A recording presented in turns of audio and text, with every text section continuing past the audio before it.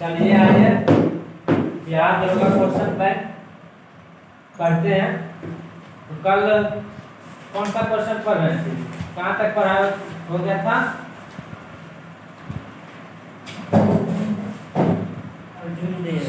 चलिए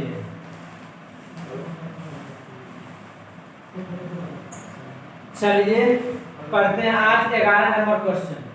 question number 11। Question number 11 कहता है क्या? क्वेश्चन नंबर 11 कहता है संस्थाएं और संघ बनाने का अधिकार। पॉलिटी से संस्थाएं और संघ बनाने का अधिकार किस प्रकार का अधिकार है? संस्थाएं और संघ बनाने का अधिकार किस प्रकार का अधिकार है? मतलब समझ रहा, मौलिक अधिकार तो है, तो मौलिक अधिकार है, लेकिन किस प्रकार का अधिकार है? अधिकार पद आगे समझ लो मौलिक अधिकार है, तो किस प्रकार का अधिकार है? तो वो है केवल नागरिकों के लिए सुनिश्चित स्वतंत्रता का अधिकार। केवल नागरिकों के लिए स्वतंत्रता का अधिकार। केवल नागरिकों के लिए स्वतंत्रता, स्वतंत्रता आजादी जिसको बोलते हैं, स्वतंत्रता का अधिकार। अब इस क्वेश्चन को समझते हैं। जैसे कि संस्थाएं और संघ, जैसे कि अभी के डेट में मनीष कश्यप जेल में, तो उसके लिए कमेटी बनाया, आंदोलन कर रहा है, तो किस अधिकार से? मौलिक अधिकार में वही चीज है, संस्थाएं या संघ बनाने का अधिकार। एक संघ बनाया, पहले एक संघ बनाकर उसके लिए रैली के लिए निकाला पेपर बिगाड़ में डॉक्टर श्री कृष्ण सिंह के मूर्ति के सामने आंदोलन किया। तो ये सब आर्टिकल है, यानी कि आजादी है, अधिकार है, ये सब करने का अधिकार। तो वही कौन सा अधिकार है? नागरिकों के लिए स्वतंत्रता का अधिकार। नागरिकों के लिए स्वतंत्रता का अधिकार। तब इसमें थोड़ा स्वतंत्रता बात आया है, तो या इस पर थोड़ा डिस्कस करते हैं कि आर्टिकल किस तहत, किसके तहत ये स्वतंत्रता है। तो स्वतंत्रता की जब भी बात आए या अधिकार की जब भी बात आए, तो आर्टिकल 19 के लिए एक स्पेशल है, आर्टिकल 19, जिसमें क्या स्पेशल संविधान में क्या स्वतंत्रता का अधिकार दिया गया है। तो टोटल स्वतंत्रता का अधिकार 6 प्रकार का था। कितने प्रकार का था?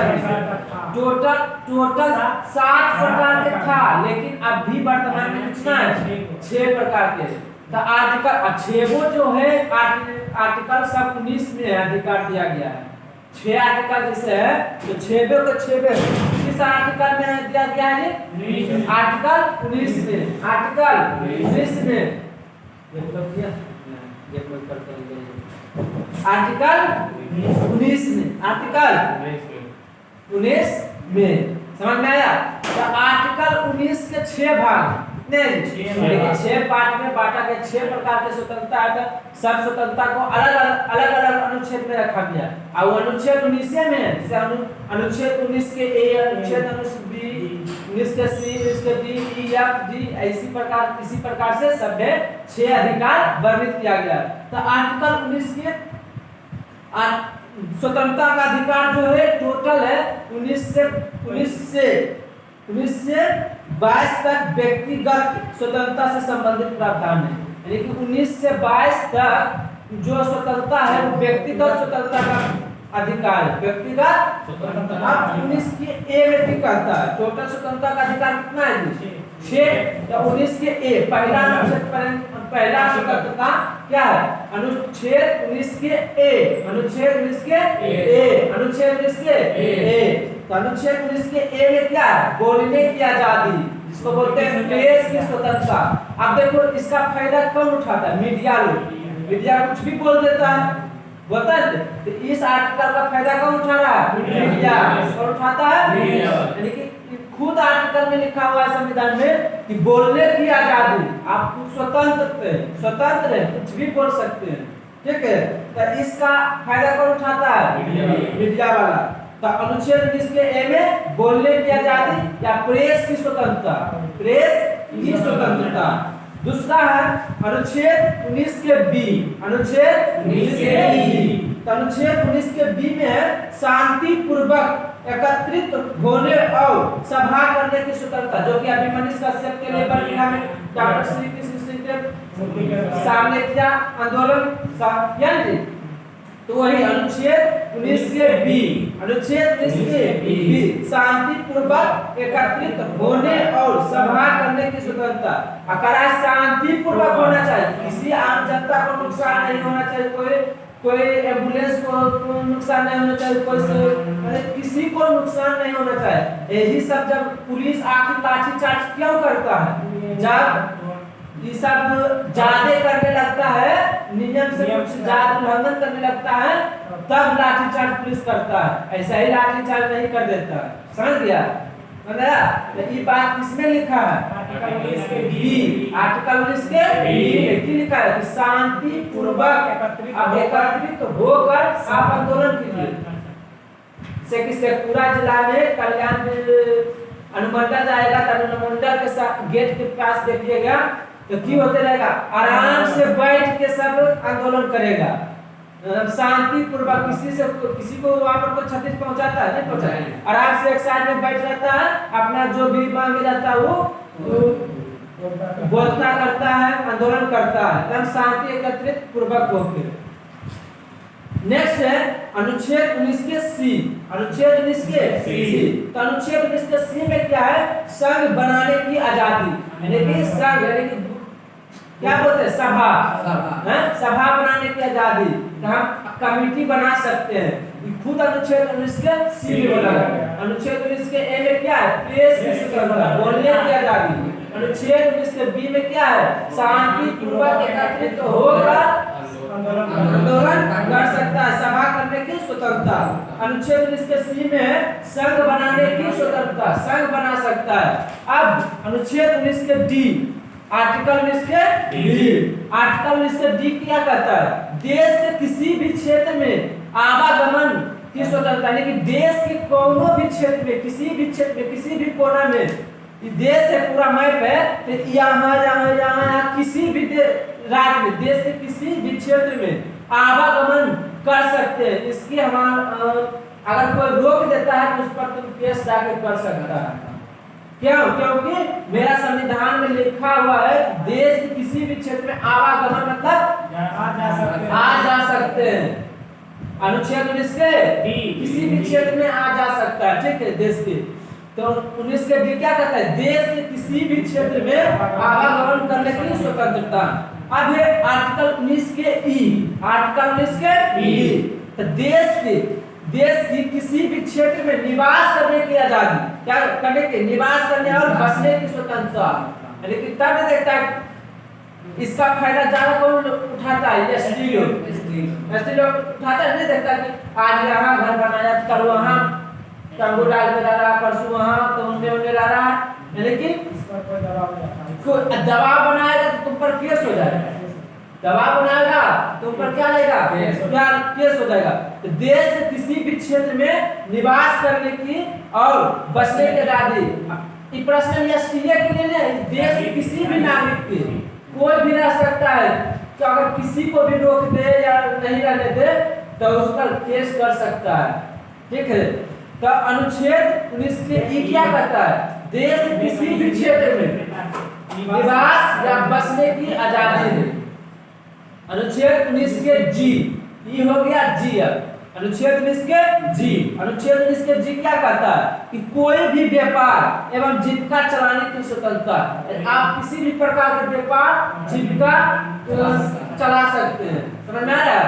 कोई भी बिजनेस कर सकते हैं। अनुच्छेद 19 के जी में लिखा हुआ बात है। अनुच्छेद 19 के जी, आप सब अधिकार जानेगा तब कुछ करेगा, हैं? तो अब देखो, तो इस प्रकार 6 अनुच्छेद हो गया।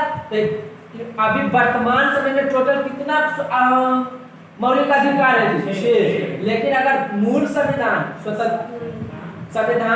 मूल संविधान पहले के संविधान में देखा जाए तो जो संविधान में मौलिक अधिकार था कितना था जी? 7 था। कितना था? 7। कितना था जी? 7 था। तो जो 7वां मौलिक अधिकार है इसी को हटा दिया गया था। क्या कर दिया? हटा के इसको कौन सा अधिकार बना दिया? कानूनी अधिकार। कानूनी अधिकार को क्या कहते हैं? विधि का अधिकार।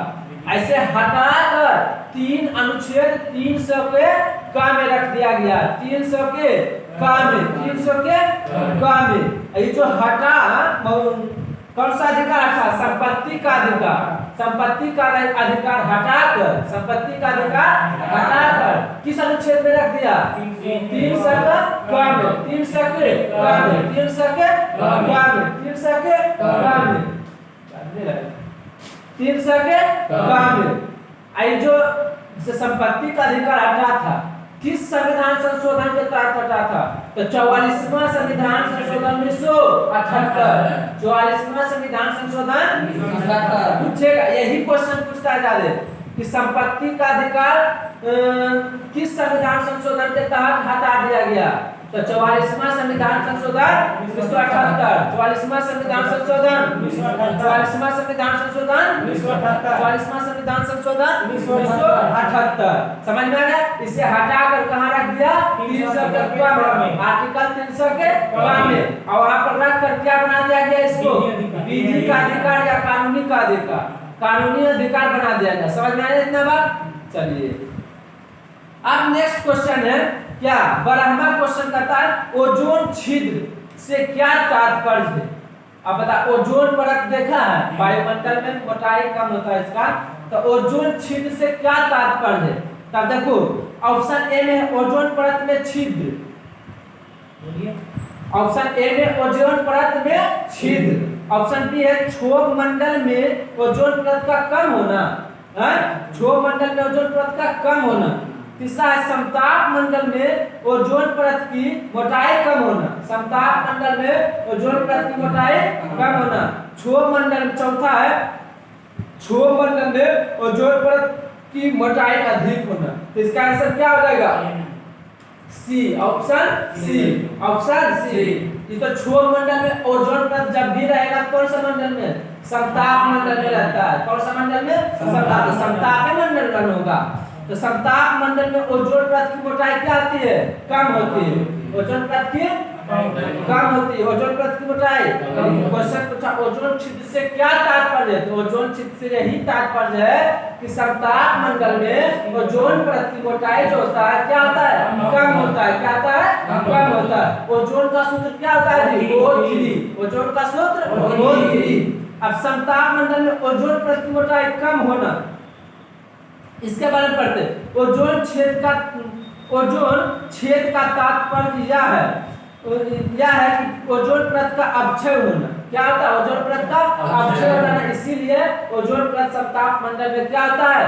मोटाई कम होता है। समताप मंडल के ऊपरी भाग में पाई जाने वाली ओजोन परत, समताप मंडल के ऊपरी भाग में पाई जाने वाली ओजोन परत सूर्य के पराबैंगनी किरण की अवशोषण कर लेता। अगर ओजोन परत रियल टाइम में न रहे तो देखो क्या प्रभाव पड़ेगा। हमारा जो त्वचा है, त्वचा में कैंसर फैल जाएगा, ओजोन परत नहीं रहेगा। क्यों कैंसर फैल जाएगा? कि ओजोन परत नहीं रहेगा तो सूर्य की किरण जो है वो पराबैंगनी किरण निकलता है, पराबैंगनी किरण निकलता है सूर्य की किरण से, तो डायरेक्ट हम पर, मेरे शरीर पर पड़ेगा कि सबसे पहले मेरे त्वचा में कैंसर रोग हो जाएगा, आंख को प्रभावित करेगा और बहुत सारा रोग होता है। समझ गया? तो देखते हैं, पढ़ते हैं, वो भी लिखा हुआ होगा। समताप मंडल के ऊपरी भाग में पाए जाने वाले ओजोन परत सूर्य के पराबैंगनी किरण को अवशोषित कर लेता है, अवशोषित कर लेता है सूर्य का पराबैंगनी किरण के लिए कौन? ओजोन परत। इसीलिए मेरे शरीर पर नहीं आता है। अगर नहीं आया तो बुझ लो कितना खतरनाक साबित होगा। इन किरणों से आंखों को रोग, अब ये बताएं कि इसको आंख पर भी प्रभावित करता है। इन पराबैंगनी किरणों से आंख के रोग तथा त्वचा कैंसर का खतरा होता है, होने का खतरा रहता है। लेकिन पराबैंगनी किरण मानव शरीर पर पड़ने से आंख और त्वचा के खतरा होता है, कैंसर फैला देता है। कि इसका प्रभाव कृषि पर भी पड़ता है, जलवायु पर भी पड़ता है। किसका पर पड़ता है जी? आंख पर, त्वचा पर, कृषि पर, जलवायु पर भी पड़ता है। इतना चीज पर पराबैंगनी किरण और पड़ता है। ओजोन परत से सूर्य की पराबैंगनी किरणों को 70 से 90% तरंगें छन जाती है। क्या जाती है जी? विलय हो जाती है। यानी कि ओजोन परत जो है, ओजोन परत है, और जो प्राइवेट कण को अपने की ओर अवशोषित करता है कितना परसेंट कर लेता है 70 से 90%। तो बताओ 70 से 90% अवशोषित कर लेता है तब न, अगर उतना नहीं अवशोषित करे तब क्या होगा, वही 10% बचता है जो किरण जो हम यहाँ वहाँ आता है, समझ गए। तो ओजोन परत प्राइवेट कण कितना परसेंट अवशोषित करता है 70 से 90%, 70 से 90% अवशोषित कर लेता है। ओजोन परत में छिद्र सबसे पहले किसने देखा था, तो फॉरमैन, किसने देखा, फॉरमैन 1973 ईस्वी में, 1973 ओजोन परत में छिद्र सबसे पहले फोरमैन द्वारा 1973 ईस्वी में अंटार्कटिका के ऊपर देखा गया, अंटार्कटिका के ऊपर, अंटार्कटिका के ऊपर। वर्ल्ड मैप कौन लेते हैं,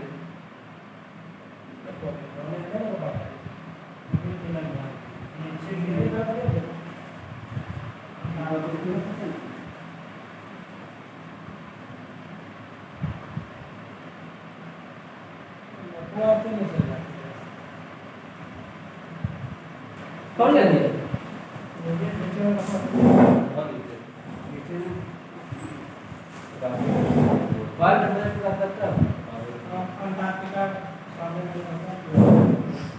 चलो वर्ल्ड मैप जब देखेगा तो वर्ल्ड मैप के निचवा सबसे देखना बर्फीला जगह रहेगा, वही है अंटार्कटिका महाद्वीप, क्या है अंटार्कटिका महाद्वीप। तो बता ओजोन परत में छिद्र सबसे पहला किसने देखा, फॉरमैन। अरे छिद्र अब छेदा फाड़ दे की करे, ओजोन परत का छेदा फाड़ दे तो फॉरमैन। अब फाड़ो के मैन कोई आदमी को फाड़ता है तो फॉरमैन, आई फाड़ता है का 1973 में, 1973 ईस्वी में ओजोन परत में छिद्र होने का छिद्र सबसे पहले फॉरमैन द्वारा 1973 ईस्वी में अंटार्कटिका के ऊपर देखा गया। कहाँ देखा गया, अंटार्कटिका के ऊपर देखा गया, जहां सितंबर व अक्टूबर के दौरान ही वृद्धि होती है, यानी कि सितंबर या अक्टूबर के, सितंबर और अक्टूबर के माह में के दौरान ही वृद्धि होती है ओजोन परत की, समझ गए। नेक्स्ट पॉइंट है ओजोन परत में छिद्र होने का प्रमुख कारक क्या है जी, फ्लोरीन। देखिए सी ओजोन परत में क्या पाया जाता है, CFC, CFC क्लोरोफ्लोरोकार्बन। वही ओजोन परत में छिद्र होने का मुख्य कारण क्या है, फ्लोरीन, फ्लोरीन। ओजोन परत में छिद्र होने का मुख्य कारण फ्लोरीन है। इसकी उत्पत्ति क्लोरोफ्लोरोकार्बन CFC हाइड्रोजन्स व इनसे संबंधित कुछ अन्य पदार्थ कार्बन, टेट्राक्लोरीन व मिथाइल क्लोरोफॉर्म जैसे रसायन से होती है। मतलब कैसे कैसे छिद्र हो गया ओजोन परत, देखा ओजोन परत में छिद्र होने का मुख्य कारण क्या है, फ्लोरीन। इसलिए होता है तो इसकी उत्पत्ति क्या फ्लोरीन से होता है, क्योंकि इसकी उत्पत्ति, किसकी उत्पत्ति, ओजोन परत की उत्पत्ति, ओजोन परत की उत्पत्ति क्लोरोफ्लोरोकार्बन CFC हाइड्रोजन्स व इनसे संबंधित कुछ अन्य पदार्थ जैसे कार्बन, टेट्राक्लोरीन, मिथाइल क्लोरोफॉर्म जैसे रसायनों से ओजोन परत क्या होती है, छिद्र होती है, समझ में आया। लेकिन सबसे मुख्य कारण क्या है ओजोन परत छिद्र होने का, फ्लोरीन, फ्लोरीन। अब नेक्स्ट आगे की ओर की कहता है तो ओजोन में बढ़ते छिद्र को रोकने के लिए ओजोन, अब तो पहले की ओजोन परत के छिद्र देखल गए के फॉरमैन, मुख्य कारण की था छिद्र होने का, फ्लोरीन, मुख्य कारण फ्लोरीन। अब वो छिद्र जो है वो बढ़ते छिद्र को रोकने के लिए, अब से छेदा बढ़ेगा, लेकिन हवा को जब नहीं दबा देंगे तो क्या बढ़ेगा, धीरे धीरे बढ़ेगा, मालूम नहीं लगा तो बढ़ते रहेगा। उसी को ओजोन में बढ़ते छिद्र को रोकने के लिए 1987 ईस्वी में, 1987 ईस्वी में मॉन्ट्रियल कनाडा में एक अंतरराष्ट्रीय सम्मेलन आयोजित किया गया। कौन सा सम्मेलन, मॉन्ट्रियल कनाडा, कनाडा में मॉन्ट्रियल है, देखो कनाडा की विश्व में वर्ल्ड मैप की जरूरत है। जब ओजोन में बढ़ते छिद्र को रोकने के लिए 1987 ईस्वी में मॉन्ट्रियल कनाडा में एक अंतरराष्ट्रीय सम्मेलन किया गया। कहाँ किया गया अंतरराष्ट्रीय सम्मेलन? कनाडा में मॉन्ट्रियल नामक जगह पर, मॉन्ट्रियल में, कनाडा के मॉन्ट्रियल में एक सम्मेलन किया गया। क्या चीज का सम्मेलन किया गया? ओजोन परत में बढ़ते छिद्र को रोकने के लिए, ओजोन परत में बढ़ते छिद्र को रोकने के लिए कहाँ सम्मेलन किया गया थे? Montreal, Canada, Montreal. कब किया गया? 1987 में। समझ में आ रहा? चलिए, तो ओजोन पर अब देखो, ओजोन परत से जितना भी क्वेश्चन था उतना सब बता दिए। समझ गए? अब तक ओजोन परत से कोई भी क्वेश्चन आ जाएगा एग्जाम में, नहीं बना देगा? बना देगा, बना देना चाहिए। अब संयुक्त राष्ट्र दिवस कब मनाया जाता है? 24 अक्टूबर। संयुक्त राष्ट्र दिवस कब मनाया जाता है? 24 अक्टूबर को मनाया जाता है। क्यों मनाया जाता है 24 अक्टूबर को संयुक्त राष्ट्र दिवस? क्योंकि संयुक्त राष्ट्र संघ की स्थापना जो हुआ था 24 अक्टूबर 1945 में हुआ था। कब हुआ था? 24 अक्टूबर 1945 को हुआ था संयुक्त राष्ट्र संघ की स्थापना। संयुक्त राष्ट्र संघ की स्थापना कब हुआ था जी? 24 अक्टूबर 1945। जिसकी मुख्यालय कहाँ बनाया गया? न्यूयॉर्क। कहाँ बनाया गया? न्यूयॉर्क। न्यूयॉर्क कौन सा देश में पड़ता है? अमेरिका। अमेरिका में पड़ता है। अमेरिका के राष्ट्रपति अभी कौन है? Joe Biden. जो बाइडेन कौन है जी? जो बाइडेन है। तो संयुक्त राष्ट्र संघ का मुख्यालय कहाँ गया? न्यूयॉर्क। अब बताओ, संयुक्त राष्ट्र संघ जो है उसका भी महासचिव कौन है वर्तमान में? Antonio Guterres. कौन है? एंटोनियो गुटेरेस है। संयुक्त राष्ट्र महासंघ जो है उसका महासचिव कौन है? कौन है जी? Antonio Guterres. Antonio Guterres. अब भी संयुक्त राष्ट्र संघ की जो अध्यक्ष है वो कौन है जी? अध्यक्ष उसका कौन है? कसाबा कुरोशी। कसाबा कुरोशी। वर्तमान समय में संयुक्त राष्ट्र महासभा के अध्यक्ष कौन है? कसाबा कुरोशी। कसाबा कुरोशी। कसाबा कुरोशी। कसाबा कुरोशी। संयुक्त राष्ट्र महासंघ के अध्यक्ष अभी कौन है वर्तमान में 2023 में? कसाबा कुरोशी। कौन में अध्यक्ष है संयुक्त राष्ट्र महासभा के जो अध्यक्ष है? कोमा अध्यक्ष है। 77वां अध्यक्ष। 77वां अध्यक्ष। 77वां अध्यक्ष है कौन? कसाबा कुरोशी। कसाबा कुरोशी। कसाबा कुरोशी। कसाबा कुरोशी कहाँ के है? हंगरी की। कहाँ के? हंगरी की। कसाबा कुरोशी कहाँ के है? हंगरी। हंगरी का राजधानी कहाँ है? बुडापेस्ट। हंगरी का राजधानी बुडापेस्ट। अब जो है संयुक्त राष्ट्र संघ का मुख्यालय पता है न्यूयॉर्क का स्थापना इसका 24 अक्टूबर 1945 से हुआ था।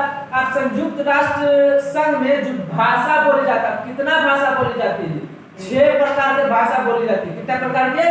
6 प्रकार के भाषा बोली जाती है। तो इसका एक ट्रिक है, फ्रेसेस। एफ से फ्रेंच, आर से रसिया और ई से अंग्रेजी। अंग्रेजी बोल सकता है। और ये हो गया ए से अमेरिकन। ए से अमेरिकन। अरबी। ए से अरबी।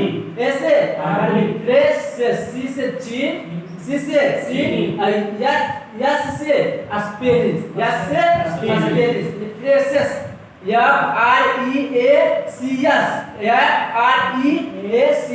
फ्रेसेस। फ्रेसेस का फुल फॉर्म ट्रिक है। संयुक्त राष्ट्र सभा में कितने भाषा बोली जाती है? 6 भाषा बोली जाती है। तो इसका ट्रिक क्या है? फ्रेसेस। एफ से फ्रेंच। एफ से फ्रेंच भाषा। आर से रशियन भाषा और ई से इंग्लिश अंग्रेजी भाषा। अंग्रेजी भाषा। ए से अरबी भाषा और सी से चाइना भाषा और यस से स्पेनिश भाषा। स्पेनिश भाषा। अब इस टोटल 6 भाषा कहाँ बोला जाता है? संयुक्त राष्ट्र महासंघ में बोला जाता है। कितना भाषा? 6 भाषा। इस 6 भाषा में 2 भाषा कार्य करने के लिए बोला जाता है। कार्यकारिणी भाषा उसको बोलते हैं। तो कार्यकारिणी भाषा कौन है? फ्रेंच और चीनी। अंग्रेजी। फ्रेंच और अंग्रेजी। फ्रेंच और अंग्रेजी ऐसा 2 भाषा है जो कि कार्यकारिणी भाषा है। पूछेगा संयुक्त संयुक्त राष्ट्र महासंघ के कार्यकारिणी भाषा कौन सा है? अंग्रेजी और फ्रेंच। अंग्रेजी और फ्रेंच, अंग्रेजी और फ्रेंच। नेक्स्ट, अब बताओ संयुक्त राष्ट्र से इंपोर्टेंट जो भी क्वेश्चन था वो बोल दिए। अब संयुक्त राष्ट्र संघ के कितने अंग है जी? तो 6 अंग। कितने अंग है? 6 अंग है। संयुक्त राष्ट्र संघ के कितने अंग है? 6 अंग। तो पहला अंग कौन है? महासभा। पहला अंग कौन है? महासभा। दूसरा सुरक्षा परिषद, इसी को सुरक्षा परिषद को बोला जाता है पुलिसमैन। पुलिसमैन के नाम से किन्हें जानता है? सुरक्षा परिषद। हम सबको जनता को पुलिस रक्षा कौन करता है? सुरक्षा प्रदान कौन करता है? पुलिस करता है। तो सुरक्षा परिषद को क्या बोला जाता है? पुलिसमैन। आर्थिक, तीसरा है आर्थिक एवं सामाजिक परिषद। आर्थिक एवं सामाजिक परिषद। चौथा है प्रन्यास परिषद। प्रन्यास परिषद। पांचवा अंतरराष्ट्रीय न्यायालय। अब बता अंतरराष्ट्रीय न्यायालय का मुख्यालय कहाँ है जी? The Hague. अंतरराष्ट्रीय न्यायालय का मुख्यालय द हेग। छठा जो है सचिवालय है।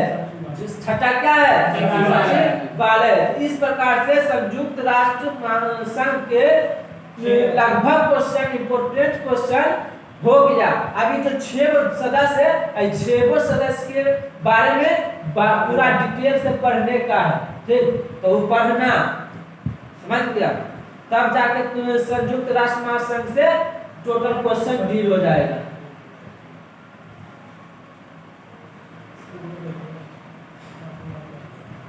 नेक्स्ट क्वेश्चन है कि 14वां नंबर क्वेश्चन की करता है सुमेलित करने का है। सुमेलित करने का है 14वां नंबर क्वेश्चन है। यानी कि मतलब है अति अब राष्ट्रीय उद्यान से संबंधित क्वेश्चन है। राष्ट्रीय उद्यान जो कि सुमेलित करने के लिए बोलते हैं। डायरेक्ट हम राष्ट्रीय उद्यान क्यों नहीं याद के लिए चल जाए? तो देखो पेरियार अभ्यारण्य। पेरियार अभ्यारण्य, अब बताओ पेरियार अभ्यारण्य याद रखो केरल। केरल में होगा, याद रखो पेरियार झील, एक जगह पेरियार अभ्यारण्य भी ड्यूटी याद रखो। पेरियार झील, पेरियार अभ्यारण्य। यहाँ पेरियार झील है, यहाँ पेरियार अभ्यारण्य है।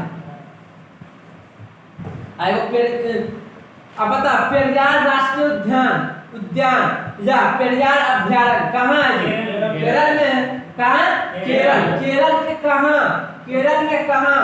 तो इडुक्की देखो होगा, यही याद रखो इडुक्की है। इडुक्की यही है क्या? पेरियार राष्ट्रीय उद्यान। तो पूछेगा एग्जाम में कि पूछेगा कि पूछबे किया है कि पेरियार राष्ट्रीय उद्यान किस राज्य में है जी? तो केरल में। केरल में कहाँ? इडुक्की। ये जो पेरियार राष्ट्रीय उद्यान है किसके लिए प्रसिद्ध है?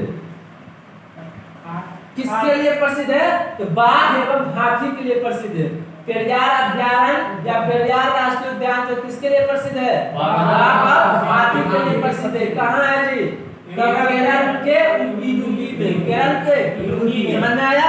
दूसरा है इंद्रावती राष्ट्रीय उद्यान। तो इंद्रावती राष्ट्रीय उद्यान कहाँ है? छत्तीसगढ़ में।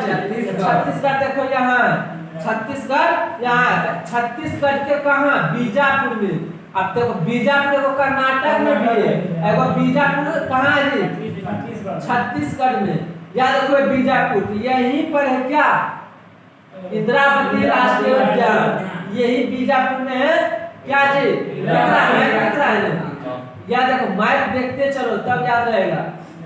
यही बीजापुर जो दिख रहा है यहीं पर क्या है? इंद्रावती राष्ट्रीय उद्यान। इंद्रावती राष्ट्रीय उद्यान। इंद्रावती राष्ट्रीय उद्यान कहाँ है जी? छत्तीसगढ़ के बीजापुर में। छत्तीसगढ़ के बीजापुर में। इसे टाइगर रिजर्व घोषित कर दिया। इसे मतलब बाघ आरक्षित राष्ट्रीय उद्यान घोषित कर दिया। कब किया? तो 1983 ईस्वी में। कब किया? 1983 ईस्वी में। तो पूछेगा बाघ आरक्षित राष्ट्रीय उद्यान 4 ऑप्शन देगा, है बहुत जगह लेकिन ऑप्शन के अनुसार चलना है। कौन के अनुसार? ऑप्शन के अनुसार। जैसे तो आप जो बताएं केरल में भी है बाघ और हाथी के लिए, आप फिर एक आ गया, फिर अभी पढ़ेंगे उसमें भी रहेगा। समझ गए? तो इंद्रावती राष्ट्रीय उद्यान कहाँ है जी? छत्तीसगढ़। छत्तीसगढ़ के बीजापुर में, जो कि 1983 ईस्वी में इसे बाघ आरक्षित क्षेत्र टाइगर रिजर्व घोषित किया गया। टाइगर रिजर्व घोषित, अरे टाइगर मतलब बाघ, रिजर्व मतलब आरक्षित है, रिजर्व मतलब आरक्षित घोषित कर दिया 1983 में। नेक्स्ट है सिंपली पाल राष्ट्रीय उद्यान कहाँ है जी? उड़ीसा में। अब देखो सिंपली पाल राष्ट्रीय उद्यान कहाँ है जी? उड़ीसा में। सिंपली पाल राष्ट्रीय उद्यान कहाँ है? उड़ीसा में। मिला जी? सिंपली पाल मिला इसमें?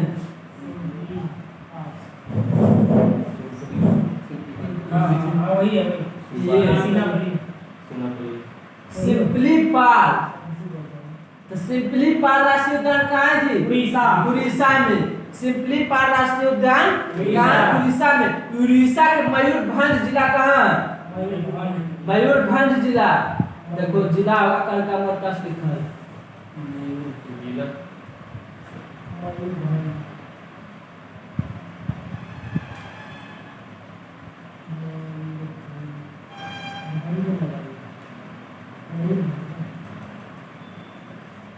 कहाँ जी? मयूरभंज जिला में। याद रखना सिंपली पाल राष्ट्रीय, यही पूछेगा मयूरभंज ऑप्शन में देगा, समझ गया? सभी चीज याद रखो। सिंपली पाल राष्ट्रीय उद्यान जो भारत के उड़ीसा राज्य के कौन सा जिले में? मयूरभंज जिले में स्थित एक राष्ट्रीय उद्यान है।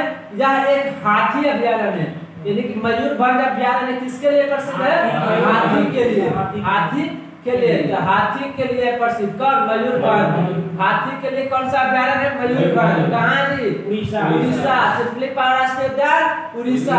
सिंपली पाल राष्ट्रीय उद्यान सिंपली पाल राष्ट्रीय उद्यान उड़ीसा की कहाँ? मयूरभंज जिला में। मयूरभंज जिला में। मयूरभंज जिला में किसके लिए प्रसिद्ध है? तो हाथी के लिए प्रसिद्ध है। समझ में आया? अब अगला है बांदीपुरी राष्ट्रीय उद्यान। बांदीपुरी राष्ट्रीय उद्यान का दक्षिण भारत कर्नाटक में है। बांदीपुरी राष्ट्रीय उद्यान कहाँ जी? कर्नाटक राज्य में स्थित है। इसे प्रोजेक्ट टाइगर के तहत सन 1974 ईस्वी में टाइगर रिजर्व के रूप में स्थापित। टाइगर रिजर्व इसको भी कोशिश कर रहे हैं। कौन दीजिए?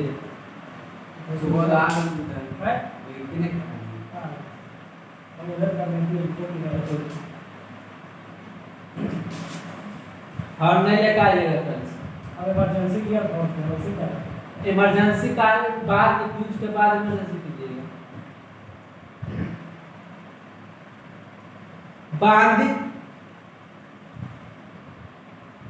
बांदीपुर राष्ट्रीय उद्यान दक्षिण भारत के कर्नाटक राज्य में है। कहाँ है जी?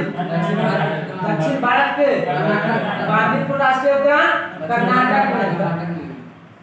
कहाँ है जी? कर्नाटक में। बांदीपुर राष्ट्रीय उद्यान कर्नाटक। बांदीपुर राष्ट्रीय उद्यान देखो कर्नाटक में कौन कौन सा है?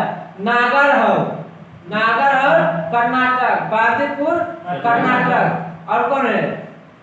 6 को अभयारण्य है जो कर्नाटक में है, सब लुसेंट में लिखा हुआ है। बांदीपुर राष्ट्रीय उद्यान कहाँ जी? कर्नाटक राज्य में। इसे 1974 ईस्वी में टाइगर रिजर्व घोषित कर दिया। कब? टाइगर, यानी कि याद रखना बांदीपुर राष्ट्रीय उद्यान को टाइगर रिजर्व कब घोषित किया गया? 1974 में। एगो का किया गया था टाइगर रिजर्व इंद्रावती राष्ट्रीय उद्यान, कहाँ? छत्तीसगढ़ में।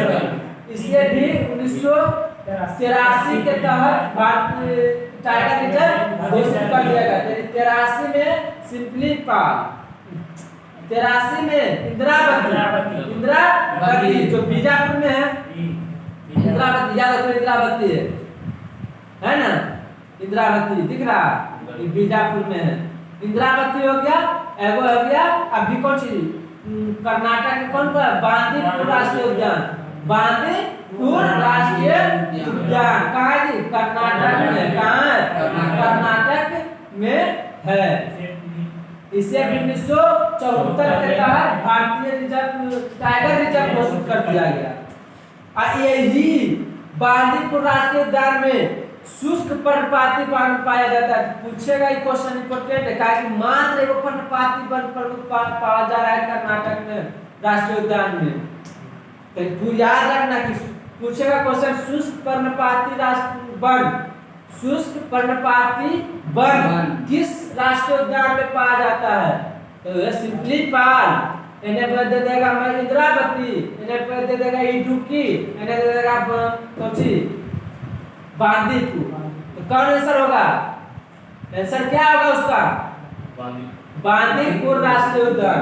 बांदीपुर राष्ट्रीय उद्यान एक ऐसा उद्यान है जो कि इस उद्यान इसे तो टाइगर रिजर्व घोषित किया ही किया 1974 ईस्वी में, और इसमें शुष्क पर्णपाती वन पाए जाते हैं। कौन वन? शुष्क पर्णपाती। यार शुष्क पर्णपाती वन किस राष्ट्रीय उद्यान में है जी? बांदीपुर राष्ट्रीय उद्यान में। किस राष्ट्रीय उद्यान में? बांदीपुर राष्ट्रीय उद्यान में। अगला क्वेश्चन है, हाँ VVI क्वेश्चन, भारत का प्रथम राष्ट्रीय उद्यान कौन है जी? जिम कॉर्बेट राष्ट्रीय उद्यान। जिम कॉर्बेट राष्ट्रीय उद्यान, जिम कॉर्बेट नेशनल पार्क, जो कि उत्तराखंड में स्थित है। कहाँ है जी? उत्तराखंड में स्थित है। याद रखना, भारत का प्रथम राष्ट्रीय उद्यान कौन सा है? तो जिम कॉर्बेट राष्ट्रीय पार्क। जिम कॉर्बेट राष्ट्रीय पार्क, जिम कॉर्बेट राष्ट्रीय भारत का प्रथम राष्ट्रीय उद्यान जिम कॉर्बेट राष्ट्रीय पार्क। जिम कॉर्बेट राष्ट्रीय पार्क भारत का प्रथम राष्ट्रीय उद्यान जिम कॉर्बेट राष्ट्रीय पार्क। अभी वर्तमान में यानी कि 2021 में जिम कॉर्बेट राष्ट्रीय उद्यान कहाँ है जी? उत्तराखंड। उत्तराखंड की राजधानी कौन है जी? देहरादून। कौन है? देहरादून। उत्तराखंड का मुख्यमंत्री कौन है?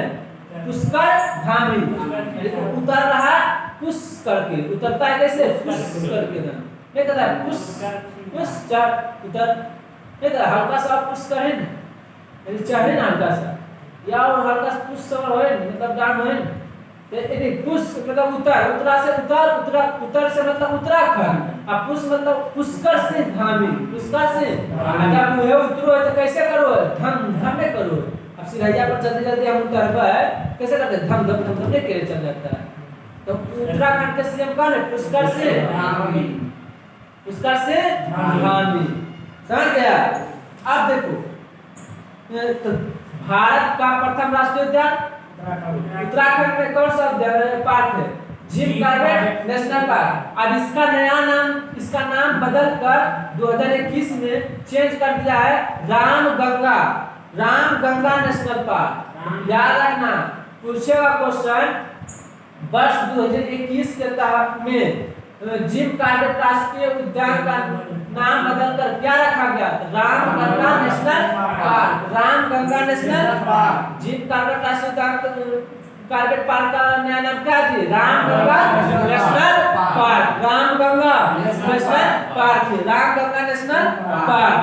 नेक्स्ट क्वेश्चन है, नेक्स्ट है, देश का सबसे ज्यादा राष्ट्रीय उद्यान कहाँ है? मध्य प्रदेश में। देखिए मध्य प्रदेश एक ऐसा है, यही मध्य प्रदेश है, ये एक ऐसा मध्य प्रदेश स्टेट है जहाँ की सबसे ज्यादा राष्ट्रीय उद्यान है। राष्ट्रीय उद्यान सब जगह है, लगभग सब जगह, लेकिन सबसे ज्यादा राष्ट्रीय उद्यान कहाँ है? मध्य प्रदेश में। कहाँ है? मध्य प्रदेश में सबसे ज्यादा राष्ट्रीय उद्यान मध्य प्रदेश में। और मध्य प्रदेश को टाइगर स्टेट के नाम से जाना जाता है। कौन सा स्टेट? Tiger state. याद रखना, पूछेगा टाइगर स्टेट के नाम से किन्हें जाना जाता है? मध्य प्रदेश। मध्य मतलब मध्य तो देखो बीच में मध्य तो मध्य में है, समझ गया? तो मध्य प्रदेश को क्या कहा जाता है? Tiger state. मध्य प्रदेश मध्य प्रदेश की राजधानी कौन है? कहाँ है? भोपाल। कहाँ है जी? भोपाल। अगला पॉइंट है, भारत का सबसे बड़ा बाघ अभयारण्य कहाँ है? कौन सा है जी? कौन है? भारत का सबसे बड़ा बाघ अभयारण्य। भारत का सबसे बड़ा बाघ अभयारण्य कौन है? नागार्जुन सागर श्रीशैलम। नागार्जुन सागर श्रीशैलम कहाँ है जी? आंध्र प्रदेश में है। नागार्जुन श्रीशैलम कहाँ है जी? आंध्र प्रदेश में है। तो भारत का सबसे बड़ा राष्ट्रीय उद्यान कहाँ है जी? सब क्वेश्चन याद रखना। भारत का सबसे सबसे बड़ा राष्ट्रीय उद्यान आंध्र प्रदेश। भारत का सबसे प्रथम राष्ट्रीय उद्यान कौन सा है जी? उत्तराखंड में कहाँ उत्तराखंड में कौन सा? जिप कार्बेट राष्ट्रीय उद्यान। जिप कार्बेट राष्ट्रीय उद्यान का नाम क्या बदल के रखा गया? Ramganga national park. सर्वाधिक राष्ट्रीय उद्यान कहाँ है जी? मध्य प्रदेश में। मध्य प्रदेश को किस नाम से जाना जाता है जी? टाइगर स्टेट के नाम से। कौन सा स्टेट? टाइगर स्टेट के नाम से जाना जाता है। विश्व का एकमात्र तैरता हुआ राष्ट्रीय पार्क। विश्व का एकमात्र तैरता हुआ राष्ट्रीय पार्क कौन सा है? केबुल लामा जाओ राष्ट्रीय पार्क। केबुल लामा जाओ राष्ट्रीय पार्क। केबुल लामा जाओ कहाँ है जी? मणिपुर में। कहाँ? मणिपुर में। केबुल लामा जाओ राष्ट्रीय पार्क कहाँ है? मणिपुर। केबुल लामा जाओ राष्ट्रीय पार्क कहाँ है जी? मणिपुर। केबुल लामा जाओ राष्ट्रीय पार्क कहाँ है? मणिपुर। कहाँ है जी? मणिपुर। केबुल लामा जाओ राष्ट्रीय पार्क कहाँ है? मणिपुर। केबुल लामा राष्ट्रीय पार्क कहाँ है जी? मणिपुर।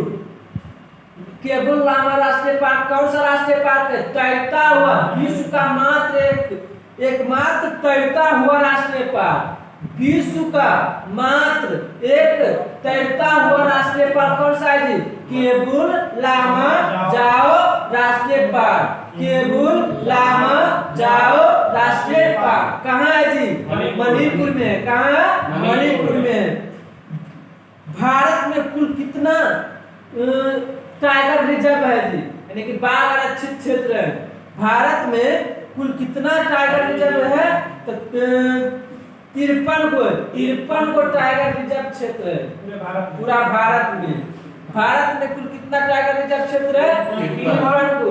कितना है? 53 को। भारत में कुल कितना टाइगर रिजर्व क्षेत्र है? 53 को। कितना है? 53 को। भारत के 14 बाघ अभयारण्य को वैश्विक संरक्षक मानकों की मान्यता जुलाई 2021 में मिली। लेकिन 14 को बाघ आरक्षित क्षेत्र को, 14 बाघ अभयारण्य को वैश्विक संरक्षक मानकों की मान्यता मिल रही है। कब? जुलाई 2021 में। जुलाई 2021 में।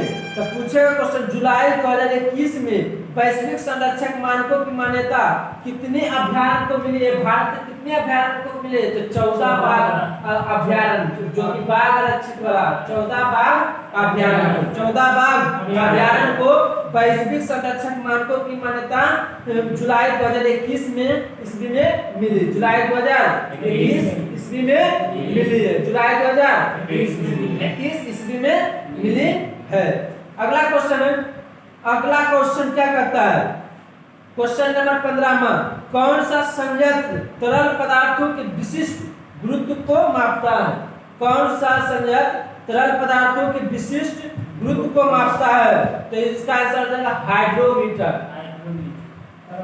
हाँ, तरल पदार्थ मतलब घनत्व तरल। अच्छा, घनत्व कोई चीज का कैसे पता चले? कोई तरल अवस्था में कोई चीज आएगा तभी उसका घनत्व कम है कि ज्यादा है, निकाल सकते। आयतन कम है कि ज्यादा है तभी निकाल सकते हैं। तो याद रखना, तरल अवस्था घनत्व निकालने के लिए घनत्व का इंग्लिश क्या आता है? एगो देखो हाइग्रोमीटर है, एगो हाइड्रोमीटर है। ठीक, एगो है आपेक्षिक आर्द्रता, तो एगो है आपेक्षिक घनत्व। तो अगर क्वेश्चन पूछेगा कि आपेक्षिक आर्द्रता का किससे मापा जाता है? आपेक्षिक आर्द्रता, तब हाइग्रोमीटर। अगर पूछे क्वेश्चन आपेक्षिक घनत्व, आपेक्षिक तरल अवस्था किससे मापा जाता है? तो हाइड्रोमीटर। दोनों में बहुत कंफ्यूजन होता है, हाइड्रो। ऑप्शन में जब भी मिलेगा तो दोनों ऑप्शन मिलेगा क्वेश्चन में। देखिए जैसे यहाँ पर है हाइड्रो भी दे रहा है, हाइड्रो भी दे रहा है। तो इसका तरल चीज को मापने के लिए हाइड्रोमीटर। कौन सा मीटर? हाइड्रोमीटर। हाइड्रोमीटर में घनत्व नापा जाता है जी। तो घनत्व का अंग्रेजी क्या आता है? डेंसिटी। तो डी से डेंसिटी, हाइड्रो में देखो डी आ जाता है, हाइड्रो में ड। डी से डेंसिटी मतलब घनत्व, डी से डेंसिटी मतलब घनत्व होता है, और वही डी आ जाता है हाइड्रो। दो तो डी वाला डी में, जी में ना, हाइड्रो वाला में नहीं माना, यानी कि घनत्व में hydro D D D D match करना, इसमें कंफ्यूजन नहीं रहेगा। ऐसा कंफ्यूजन बहुत होता है, हाइड्रो मारे कि हाइड्रो मारे। तो बताते हैं हाइड्रोमीटर। हाइड्रोमीटर क्या है? द्रव घनत्व मापती है। तो उहे पूछा तरल को या द्रव को, है वही बात है। तो हाइड्रोमीटर जो तरल पदार्थ मापी या द्रव घनत्व मापी है। तो हाइड्रोमीटर के द्वारा किसी द्रव का अपेक्षित घनत्व मापा जाता है। ये बताएं कि अपेक्षित घनत्व मापा जाता है। अब हाइग्रोमीटर के द्वारा वायुमंडलीय आर्द्रता, अब ये बताया कि अपेक्षित आर्द्रता मापा जाता है। तो यही दोनों में कंफ्यूजन होते रहेगा बार बार कि आर्द्रता मारे कि हाइड्रो मारे कि हाइड्रो मारे। तो हाइग्रोमीटर में आर्द्रता इसमें टी नहीं होगा, और डी वाला में टी होगा, डेंसिटी ड्रोमीटर हाइड्रोमीटर। अब हिप्सोमीटर के द्वारा समुद्र तल से ऊंचाई ज्ञात किया जाता है, यानी कि समुद्र की जो भी गहराई है उस तल से, समुद्र तल समुद्र के नीचे है, सबसे नीचे तल, समुद्र तल के नीचे है। तो समुद्र तल से ऊंचाई मापा जाता है किससे? हिप्सोमीटर। हिप्सोमीटर से क्या मापा जाता है? समुद्र तल से ऊंचाई, समुद्र तल से ऊंचाई मापा जाता है हिप्सोमीटर। हिप्सोमीटर से क्या मापा जाता है? समुद्र तल से ऊंचाई, समुद्र तल से ऊंचाई मापा जाता है हिप्सोमीटर। हिप्सोमीटर और ग्रेविमीटर जो एक वैज्ञानिक उपकरण है। ग्रेविमीटर एक वैज्ञानिक उपकरण है, इसके द्वारा पानी की सतह पर तेल की उपस्थिति ज्ञात किया जाता है। पानी के पानी मतलब एक लोटा या एक बाल्टी पानी ले ली, उस पर तेला जब गिरा दिए तो ऊपर चला जाता है, छलकन दिखता है। तो वही जो इस तरह पानी की सतह पर जो तेल की उपस्थिति है उसी को ज्ञात किया जाता है। तेल कितना क्षेत्र में उपस्थित है, फैला हुआ है, उसी को ज्ञात करता है। किस चीज से जी? तो ग्रेविमीटर। तो ग्रेविमीटर पानी की सतह पर तेल की उपस्थिति ज्ञात करता है। पानी की सतह पर तेल की उपस्थिति किस यंत्र से ज्ञात करता है? ग्रेविमीटर। किस यंत्र से? ग्रेविमीटर।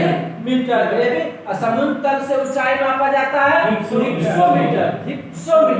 समुद्र तल से ऊंचाई मापा जाता है हिप्सोमीटर। हाइग्रोमीटर से मापा जाता है आर्द्रता, वायुमंडलीय आर्द्रता या अपेक्षित आर्द्रता बोल सकता है। हाइग्रोमीटर से क्या मापा जाता है? अपेक्षित घनत्व मापा जाता है। अपेक्षित। भारत में कुल कितने टाइगर रिजर्व है जी? 53। भारत में कुल कितने टाइगर रिजर्व अभयारण्य है? 53। भारत में सर्वाधिक टाइगर रिजर्व कहाँ है जी? मध्य प्रदेश। अभयारण्य कहाँ है? सबसे ज्यादा अभयारण्य कहाँ है जी? मध्य प्रदेश में। तैरता हुआ अभयारण्य कहाँ है जी? मणिपुर में। उस अभयारण्य का नाम क्या है? केबुल लामा जाओ पार्क। केबुल लामा जाओ पार्क। भारत का प्रथम राष्ट्रीय उद्यान कहाँ है जी?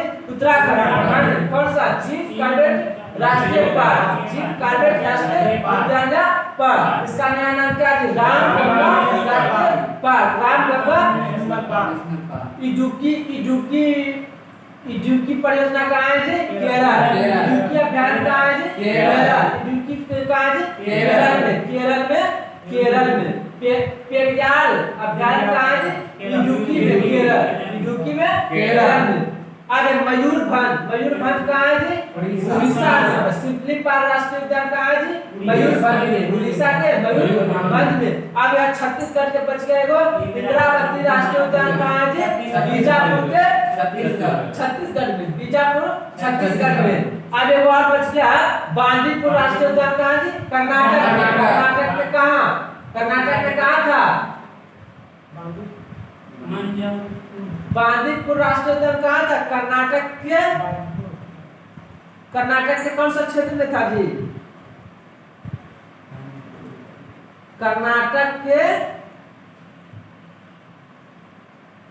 कर्नाटक में बांदीपुर राष्ट्रीय उद्यान कहाँ है? कर्नाटक में। इसको टाइगर रिजर्व कब घोषित किया गया? 1974 में।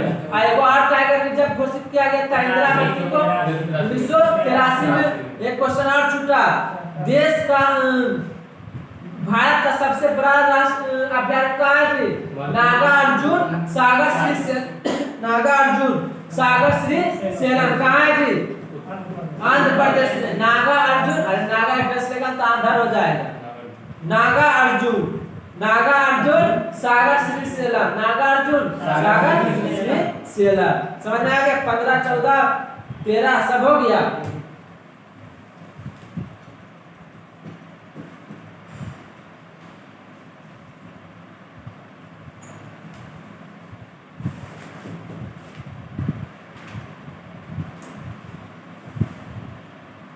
चलिए आज इतना ही रहने दीजिए, कल आगे की क्लास चलेगी।